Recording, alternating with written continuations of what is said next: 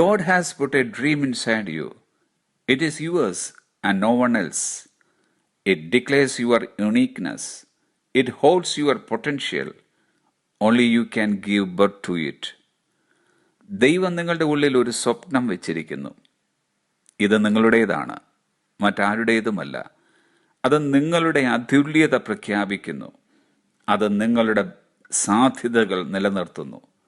നിനക്ക് മാത്രമേ അതിന് ജന്മം നൽകാൻ കഴിയൂ. ജോൺ മാക്സ്വെല്ലിൻ്റെ എഴുത്തുകളിലെ ചില വരികളാണിത്. പലപ്പോഴും പലരും വെച്ചു പുലർത്തുന്ന മനോഭാവം എന്നത് എനിക്ക് പകരം മറ്റു പലരും അത് ചെയ്യട്ടെ എന്നാണ്. നാം ചെയ്യേണ്ടതായ ചില കാര്യങ്ങളുണ്ട്. നമ്മിൽ കൂടി മാത്രം ചെയ്യുവാൻ ദൈവം പദ്ധതിയിട്ട അവൻ്റെ സ്വപ്നങ്ങൾ, ആ സ്വപ്നങ്ങൾക്ക് നമുക്ക് മാത്രമേ ജന്മം നൽകുവാൻ കഴിയൂ എന്ന് നാം ചിന്തിക്കുന്ന പക്ഷം അത് നടപ്പാക്കുവാനായി ഉത്സാഹഭരിതരായി നാം മാറുന്നു. എഡ്വേർഡ് എവററ്റ് ഹെയിൽ എന്ന ഒരു സഭാപുരോഹിതൻ പറഞ്ഞതത്രേ, I am only one, but still I am one. I can't do everything, but still I can do something.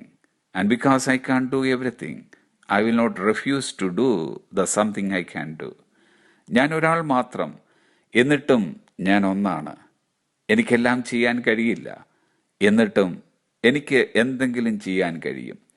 എനിക്ക് എല്ലാം ചെയ്യാൻ കഴിയാത്തതിനാൽ എനിക്ക് ചെയ്യാൻ കഴിയുന്നത് ചെയ്യാൻ ഞാൻ വിസമ്മതിക്കില്ല. നാം ഓരോരുത്തർ ഒരാൾ മാത്രം.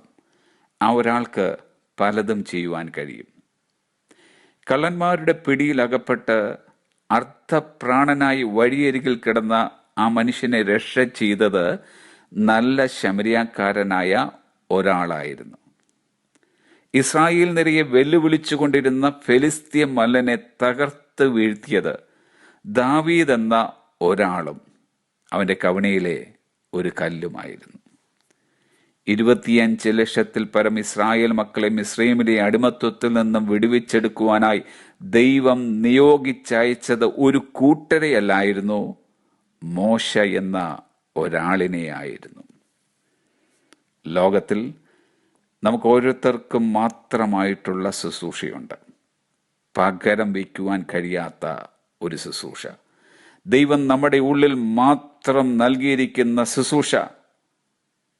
നമുക്കിന്ന് ഇങ്ങനെ പറയാം, I can do something and I will do that.